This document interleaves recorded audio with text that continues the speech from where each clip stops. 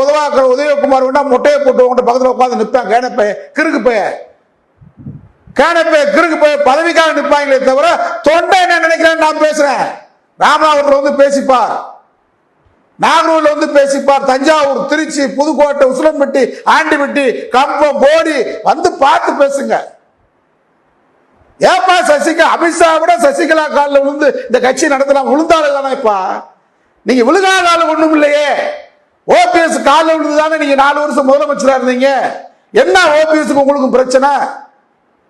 முதலமைச்சர் ஆகணும், பொதுச் செயலாளர் இருக்கணும். ஏன் சின்னமாடி எனக்கு முதலமைச்சர் அவதானே உனக்கு வாய்ப்பு கொடுத்தாங்க, இன்னொரு தடவை எனக்கு வாய்ப்பு கொடுக்குமா, வயசு 70 ஆயிடுச்சு, சாக போறேன், எனக்கு ஒரு வாய்ப்பு கொடுமான்னு கேளு. ஓபிஎஸ் உனக்கு கீழே இல்லையா? உனக்கு முன்னாடி முதலமைச்சரானவர் தானே, அம்மாவால் முதலமைச்சராக நியமிக்கப்பட்டவர் தானே. அம்மாவாலேயே உலகத்தில் யாரும் செய்ய முடியாத ஒரு காரியத்தை ஓபிஎஸ் செய்திருக்கிறார். யாராவது கொடுத்த பதவியை கொடுப்பாங்களா? நான் ஓபிஎஸ் நன்றியுணர்ச்சியோட பாக்குறேன். அம்மாவே சொன்னாங்களே.